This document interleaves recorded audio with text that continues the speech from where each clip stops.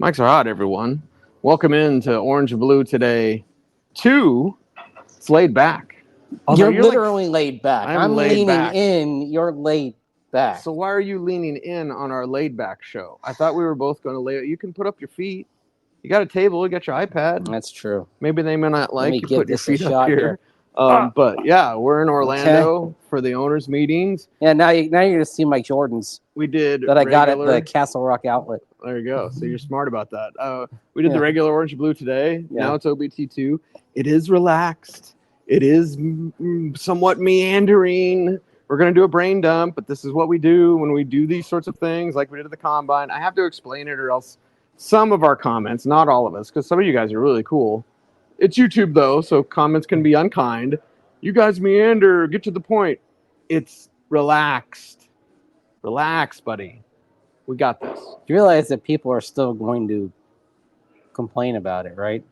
Yeah, that's Okay. fine. They'll be all right. Okay. Yeah. It's the way of things. The internet has given everyone a voice, Yes. and people have chosen to use that voice to complain about movies, music, Everything. stores, Yeah. or occasionally provide tips. I mean, like there are some subreddits that are helpful. you know. Right. Yeah. I went to YouTube University this morning to learn how to iron a shirt. So there you Maybe- go.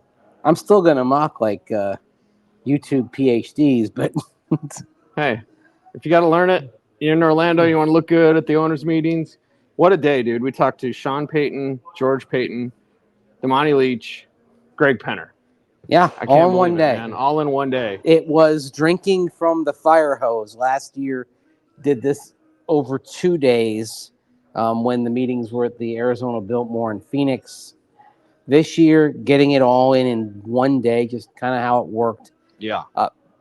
Let me tip the cap to Broncos PR, Patrick Smythe, Eric Schubert down here for making sure that all were available. This is probably the most robust availability of team officials that any team has in the NFL.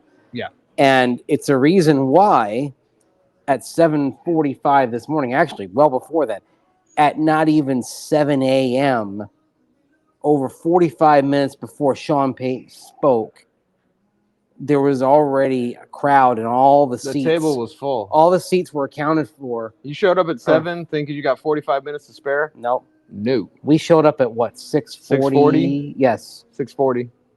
And we weren't the first ones. No, NFL Network was there before we were. But I thought we were early, but yeah, that's how you, myself, our friend Chris Thomason of the Denver Gazette, who rode with us, that's how we had seats. That's how we roll. Yes. Anyway, we're saying goodbye to Russ today, basically, because I think this was the time for the team to do that, Mace. And even Sean Payton was asked immediately by our friend Parker Gabriel. Is he over there? Parker over there? Anyway. Yeah, Parker's over there. Okay. I talked to him a little while ago. He's over there. Parker said, hey, this is the first time since you've officially moved on from Russ that we get to talk to you. So what do you say? And, well, that's why we heard from Sean Payton on Russell Wilson. I think today is basically not the eulogy. That's probably not the right term. This is the final debriefing on all matters Russell Wilson as a Denver Bronco. Okay. Like, this is where the last round of questions regarding Russell Wilson was going to come. Because at this point now, it's all about turning the page and what's next. Right. So Greg Penner talked about Russell Wilson. George Paton talked about Russell Wilson. Sean Payton talked about Russell Wilson. Why don't we start with George Paton? Okay. And just so you know, I do have all 4 clips on StreamYard here. Let's start with George Paton because, in part, because I'm fascinated by what the response was on social. I put this clip out there earlier on Monday, and basically he's taking accountability and responsibility for it. But inevitably, what you hear a lot of people saying is, well, if he were truly accountable, then he would have been fired. Right. Right. Right. Which I don't necessarily agree with, because it's like you're putting the head on a platter for the sake of putting a head on a platter. Like, okay, here's your scapegoat, right? Right. Um, Rachel today earlier, Yeah. I believe it was on a coffee break, was like, "It's now time to forgive." With George Paton, because he fell on the sword. He totally fell on the sword. You want me to play the clip? let's do it. Play the clip. We took a shot on a quarterback who had had a lot of success in this league. I don't know, 9 Pro Bowls, won the most games first 10 years in the league, and it wasn't just Russ. I mean, there's a lot of contributing factors to why we didn't win. But at the end of the day, we didn't play good enough offense. We didn't win enough games. I'm accountable for that, and so I'll just leave it at that. Russ. No one tried harder than Russ to make this work. I appreciate the effort, the professionalism he showed. Man, total pro. I wish him the best in Pittsburgh. He's going to a good team, and just wish him the best. Yeah, Okay. That's right. They wish him well. All right. Contributing factors.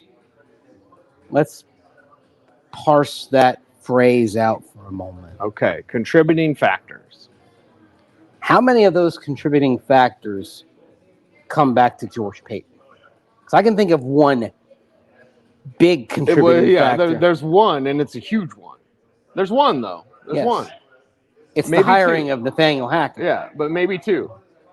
What's The initial agreement that you were going to give him a contract, But the Hackett thing is the most important one, because it was Hackett with Rodgers, and you didn't get Rodgers, and then it became Wilson, and Wilson doesn't fit with Peyton.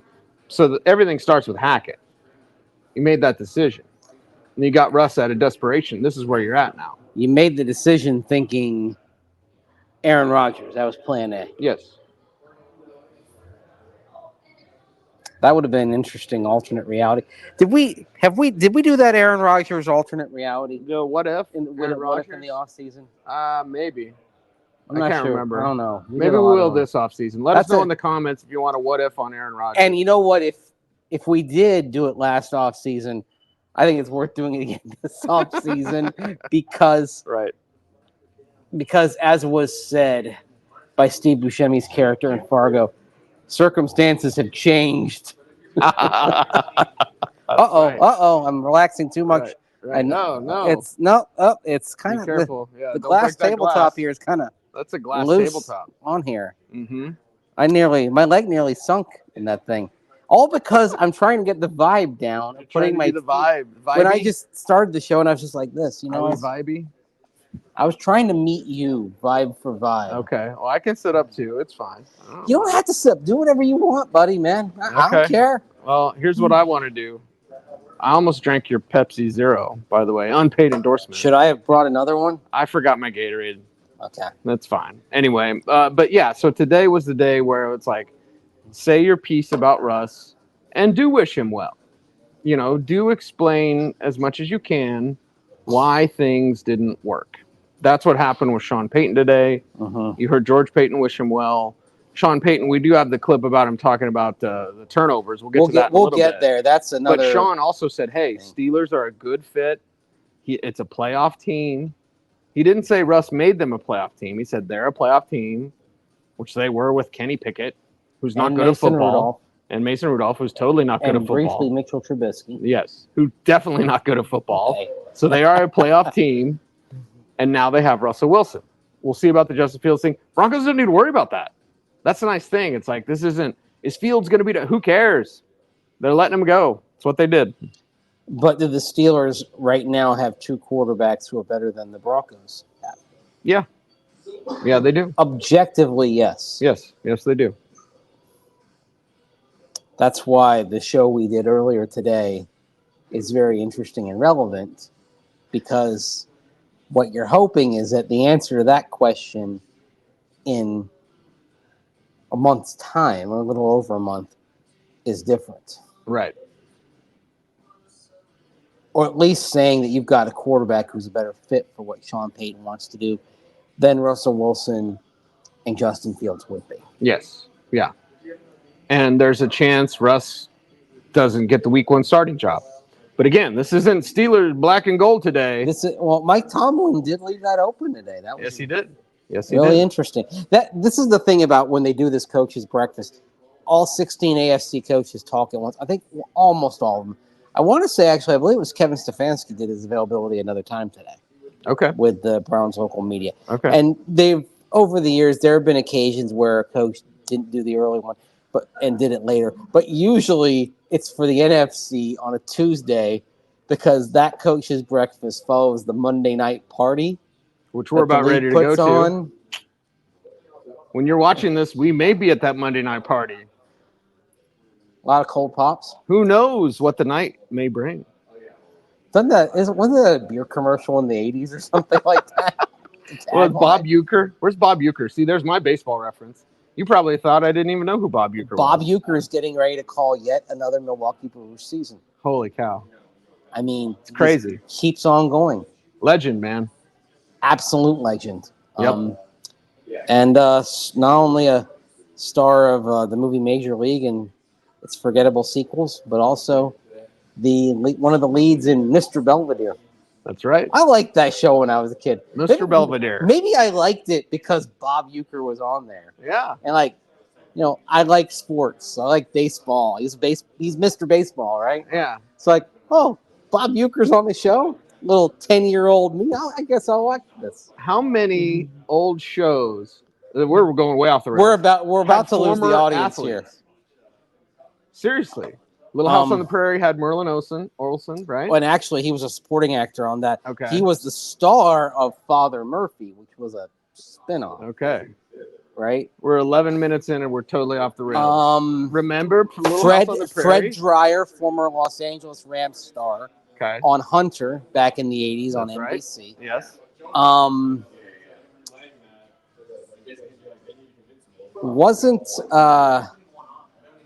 Didn't Lyle Alzado star on the show?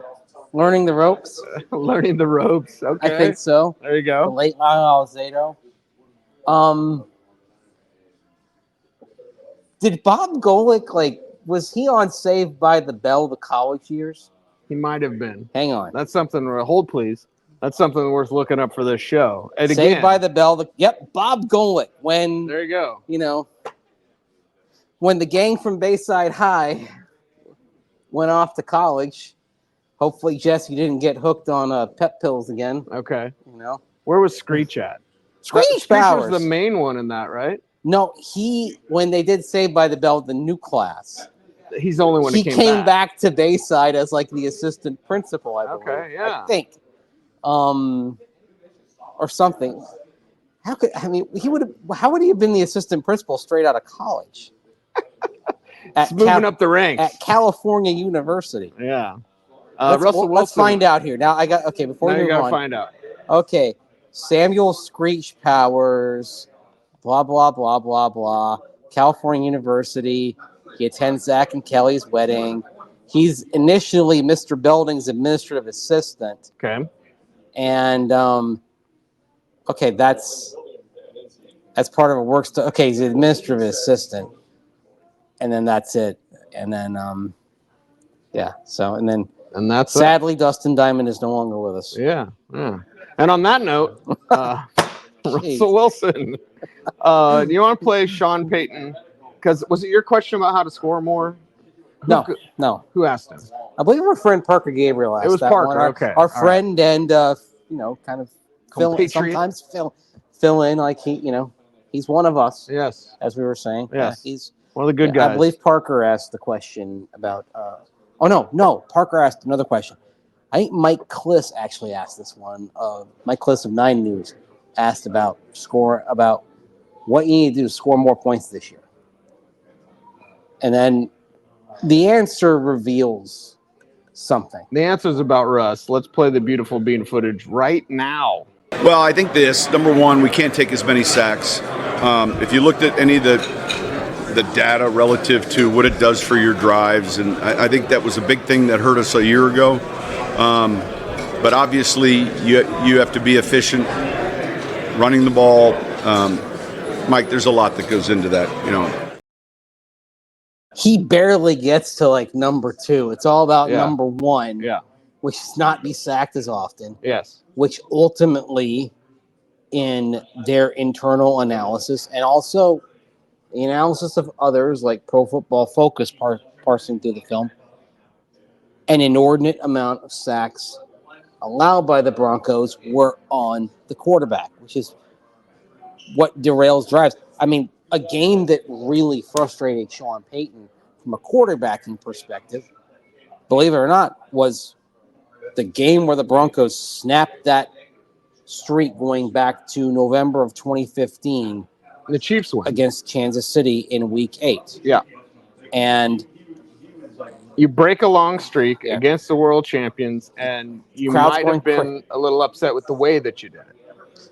well, the thing about Russell Wilson that day, he dropped back for 25 passing plays, and 6 of them ended in sacks. So literally one of every 4.25 passing plays ended in a sack and a Right. loss of yardage. And if you're an offensive designer like Sean Payton, what were those plays, right? Had they operated correctly, what did they set up after that? You see why it didn't work, everybody? Russell Wilson can still play. He just can't play for Sean Payton. Well, what does Sean Payton want? He wants on time, on schedule, right? Yeah. Good thing we have lob mics. When we came down here, we accepted there was going to be some background noise. Yeah. If we wanted it quiet, we would have just done it in a hotel room. Yeah, something like that. We're good. Why are we inside as well as outside sitting here in Florida? If you watched the earlier show today, the Orlando area is basically a huge wind tunnel Yeah. today. Yeah. So there we go. That's why we're sitting in here in the lobby of the courtyard. I think Sean Payton was able to get what he needed to off his chest, and then we don't really have to talk about Russell Wilson. Wish him the best. Hope he has great success, unless they play the Broncos in Week 1. They totally got to play the Broncos in Week 1. When you say great success, I hear it in Borat's voice. Great success. Great success. Yeah, Yes. I'm retired. I think Week 1's got to be the Steelers, right? Assuming Russ wins the job, Week 1, open it up, Steelers, Broncos. You know, everybody would love that type of story. Everybody would. It would also guarantee the relevance of that game. Remember, one of the reasons why they had the Russell Wilson return to Seattle in Week 1 of 2022 was there was a strong internal thought around the league that Seattle was going to be out of the mix by mid to late November. Right. And if you played that game in Week 12 or something like that, it wouldn't be worthy of prime time. Of course, turned out Seattle was a playoff team that year, and the Broncos were the dud. So you would have had a dud team involved with that. It just wasn't the one you were expecting going into the season. Well, this year there's a very real chance the Broncos are a dud team. Right. And the Steelers are a potential playoff team. I would not at all be surprised if it's not Week 1 Monday Night Football, that maybe it is the Thursday night Week 2 game. That it's maybe the Broncos home opener with them starting on the road in Week 1. Right. They start on the road in Week 1, come back home to Denver. And I say that as opposed to playing those first 2 games at home, because this is a 8 home game, 9 road game schedule this year. And I would just assume they not start with 2 home games and face 6 home games, 9 road games after the first 2. Right. So start Week 1 in, for fun, let's just say New Orleans. Sean goes back to Okay. the That's a Crescent fun City. Week 1 story, right? Yeah. I mean, I could think of better times of year to be in New Orleans than mid-September. It's still humid as bleep. But, yeah, okay. I could be sold on that. And then get all the reunions out of the way. How about that? Get the Sean Payton return to New Orleans out of the way in Week 1. Yeah. Get the Russell Wilson comes back to Denver storyline out of the way in Week 2. I like it. Just flush it out. Have that be Thursday night on Amazon. Let's see what Al Michaels has to say about that. Right. I want to be in New Orleans on Toth Sunday. You ever sang at Pat O'Brien's? I have not sang. I've not sung at Pat O'Brien's. I've been to Pat O'Brien's. Okay. Piano bar in New piano bar. Orleans. Go And have you can put in one requests. hurricane. So it was really cool when I went down there in 2016.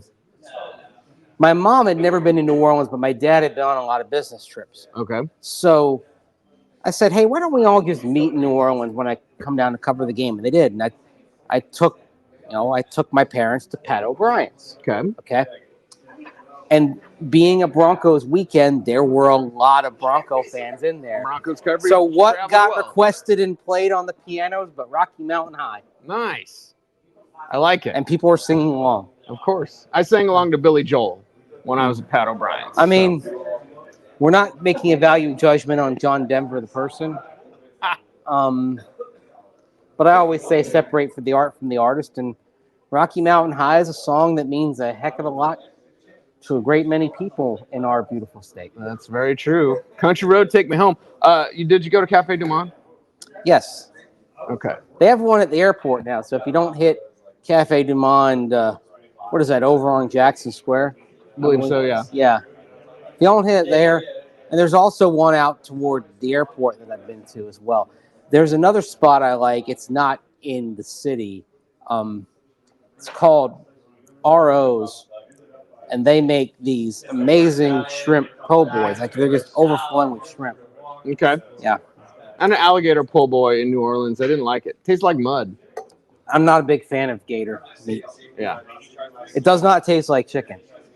It's kind of rubbery. It's dirty. Like you said, it tastes like mud. Yeah.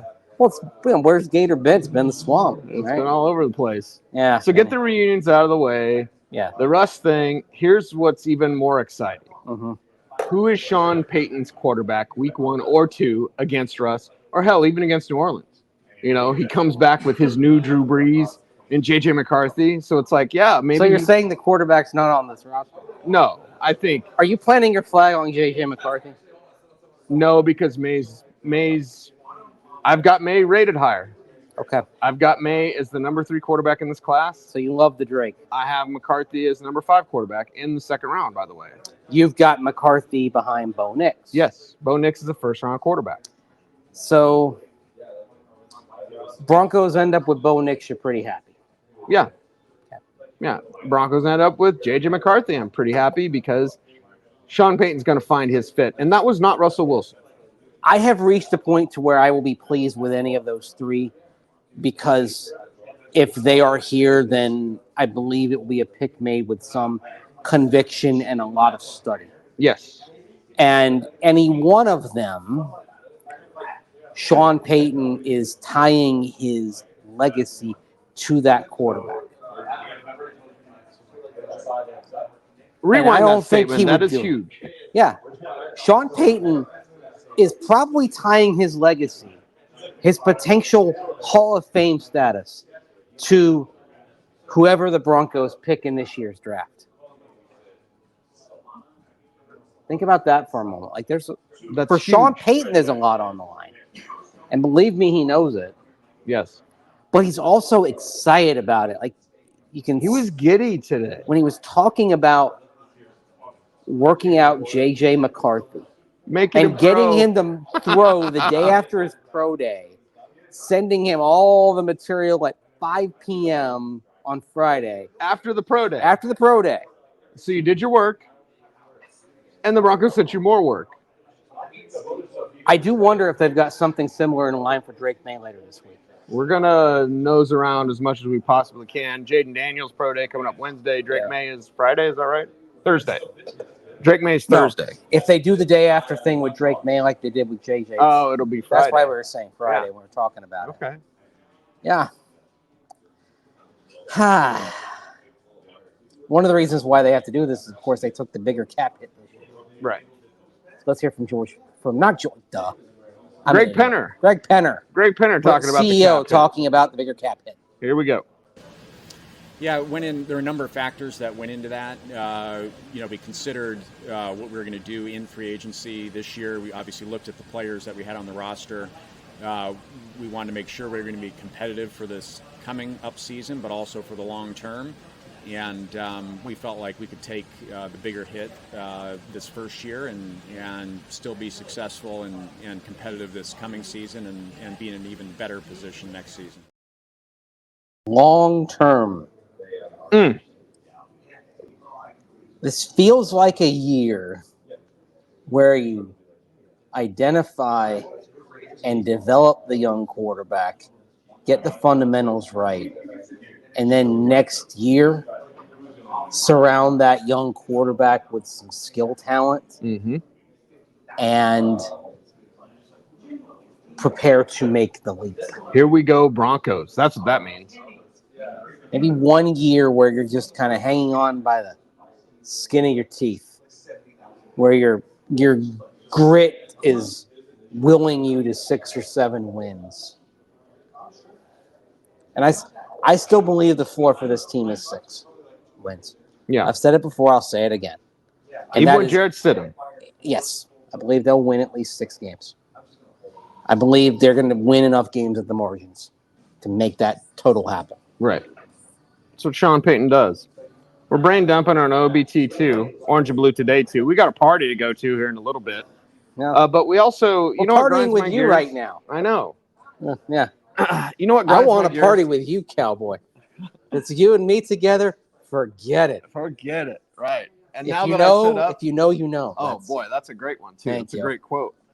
But I'm going to sit up because it grinds my gears. You're going to sit up because you're the big toe like Sergeant Hulk? Exactly. It grinds my gears when people say, look at the Walton Penner group. They took over and they just get Russell Wilson and they don't know what they're doing. Well, Greg Penner told us a little something today that we have talked about on this show, but now We have some knowledge. we hear it from the big guy, from Greg Penner on, well, whose decision was it about Russell Wilson? Here's that beautiful bean footage. Yeah, again, I mean, the initial decision was made before we got here, and I think it was made in the context of this is a player who's had a lot of success in the league, multiple Pro Bowls. They took a shot at really upgrading ourselves with that position, but it just didn't work out for whatever reasons, and we made the tough decision to move on this off season and wish Russ the best in his new situation. I was in contact with him after we made the decision, and we just wish him the best as he moves forward. Wish him the best. There you go. By the way, when I heard that, you've seen, even though you're not a baseball guy, you've seen Moneyball, right? Yes, of course. And I think it's, and Brad Pitt, of course, is playing Billy Beane, the A's GM. And they come to the point where they trade Jeremy Giambi. It's like, hey, we wish you the best. Mm-hmm. Giambi's like, okay. Yeah. That's the game. That's the sport. That's the business of it. It's a game of life. But the decision was made before the trade, and yes, you and I have talked about how that trade, the no trade clause, is not being waived without an understanding at minimum. That's the best way to put it. That Russell Wilson is getting a long-term contract extension. Mm-hmm. And Greg Penner, Kerry Walton Penner, Rob Walton, they were not going to come in and fail to honor that. What is essentially a verbal agreement. They understood coming in. Frankly, some of the ways things went sideways reputation-wise for the Broncos in relating with agents and players, in particularly the last few years of John Elway's time as GM. As we've talked about, John Elway made a lot of money dealing cars during his career and after. Always wanted to get a deal. Yep. Trying to, a zero-sum win the sort of deal. thing. Win the deal. Mm-hmm. Get a player for cheaper. Let's try to get Colin Kaepernick in, but make him take a pay cut. Right. Yeah. Which was very close to happening, except there was no pay cut that would be agreed to. So John always like, nah, forget it. We'll go with Mark Sanchez. And remember, it's not that long ago when Von Miller, it seems like forever, but it really wasn't that long ago. 8 Von years. Miller was cropping out Elway of his pictures. Yes. That was when Vaughn was tagged. He was franchise tagged 2016 offseason. I think the only conversation they had for a while there was when they were at the White House. Yes. Wasn't that the picture he dropped him out of? Was the White House picture? Okay. They were talking in the security line at the White House, and I know this because I was just a few people behind them. You were there. Yes. I can confirm. Per source. And the source is Andrew Mason. Now, I was not listening to the details of the conversation. Right. It wasn't my business. I did see them having a conversation with some level of animation as they were waiting to get security clearance to go. Okay. To go to 1600 Pennsylvania Avenue. But yeah, Elway drove a hard bargain. And the reputation of the Broncos in the player and agent community for a while, it was not good. It was not good. George Paton, actually, one of the things he did do was start to restore that. Right. Yep. When he came in. The Justin Simmons contract was actually a big part of it. He talked about it today. Another thing, Yeah. I mean, it's OBT2. We'll get to this because we're probably going to do OBT2 tomorrow. There was great pain when guys talked about Justin Simmons today. Sean Payton and talking about letting it go that guy. George Paton and letting go that guy. Maybe we save it for tomorrow because we'll have the clips of them saying that. But you felt, that twinge, pang of pain from that transaction. They didn't want to let him go. Yeah. I mean, now that being said, you could have taken the smaller hit this year of Russell Wilson and kept Simmons for another year. Right. But this was one of those things where you said we have to make difficult choices.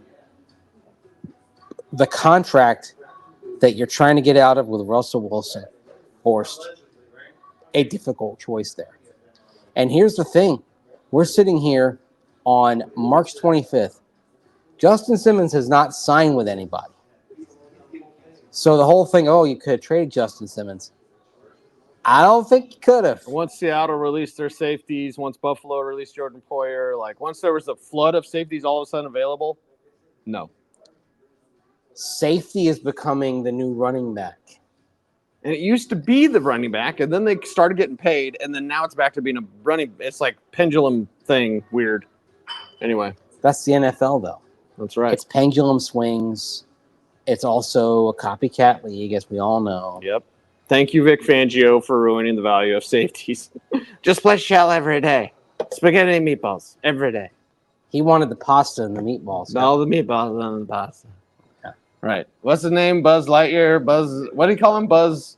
He didn't say Buzz Lightyear. He said Buzzyear or something. Remember, he had a different name for Buzz Lightyear because he'd never seen Toy Story. Because he's Vic Fangio and all he does is watch football. No, that's not true. He also watches Hallmark Christmas movies. Very good. He's an aficionado of Hallmark Christmas movies. Very good. He watches them because he says he wanted to feel Christmassy, and they did not consider Die Hard a Christmas movie. Which it is. It is. Do you know who I would regale about tell the tales of Hallmark movies with years ago? Who? Our dear friend Nikki Javala. Yes. We're both Hallmark movie fans. So you? Like I told you, dude, I'm Latin and French. I'm a lover and a lover. So yeah. They're all the same. No, they're not. Now they're introducing dogs into the stories. So all the Hallmark movies have some form of pet rescue. There was one about a guide dog. The poor lady had a climbing accident. She became blind and she had a guide dog, but she fell in love with the guide dog trainer. And it was cool. There actually is a way, if you're watching Guiding Emily, watch it. Okay. Hallmark now. There actually is a way on those where you can see which ones they believe in and which ones they're just doing to fill time. Oh, yeah. Okay? Oh, yeah. It's when they film them. It's one of the things that gets me is you can watch these films and see very clearly they filmed that in August because you can see the way the sun is shining. It's not December. Yeah, the sun doesn't shine like that. Most of them are filmed in Canada. The sun doesn't shine like that in British Columbia in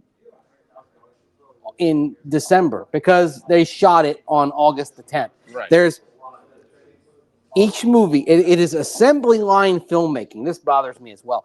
Assembly line filmmaking. They just basically 2 weeks to get it done. Boom. On to the next. On to the next. What do you have against making money? That's just such a cynic. There's no art to it. It's completely cynical. It's Hallmark. It's supposed to be cheese, not art. Can cheese be art? Seriously. Did you ever see the 1980 version of Flash Gordon? Yes. Cheese and camp can absolutely be art. Flash Gordon approaching? What do you mean, Flash Gordon approaching? Hey, some of our audience, the younger version, not us, we're old, and I'm older than you, may only know Flash Gordon from Ted. So Which was awesome, by the way. it was awesome. Yeah. Are you my Thunder Buddy? Yeah. Are you my Thunder Buddy? I think we're Thunder Buddies. Like, All right, boom. yeah. We got a party to go to, man. Yeah. First round's on Roger Goodell. All the rounds are on Roger Goodell. Thank you, Roger. We appreciate you very much.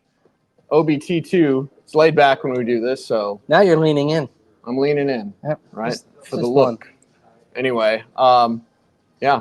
Do we do the YouTube thing on OBT2? We do the YouTube We thing do. all the time. We should. But we did it with our feet last time. You want to do it with the feet? No, Or- because we're leaning in. We're just going to leaning do it in? with our hands. What about our but heads? We could do it like never miss it like that. Don't forget, we got to go right then left. Yes, right. Okay? Yes, All right. correct. Ready?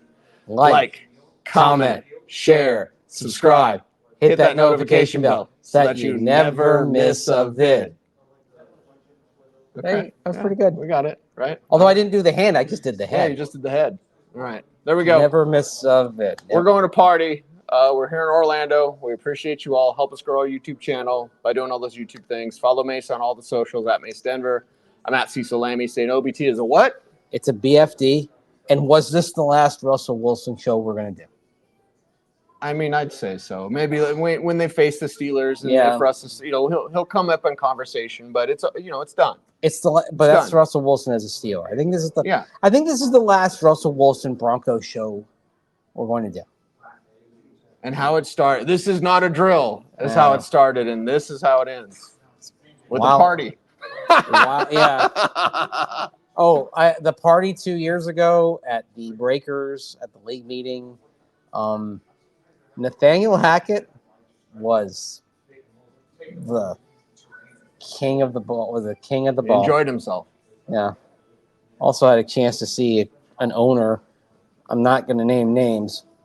An NFL team owner get down to disco on the dance floor, and it was something. Well, what are we waiting for? We got to go Let's disco. go. He's Mace. I'm Cease. Stay tuned. And please, would you stay frosty?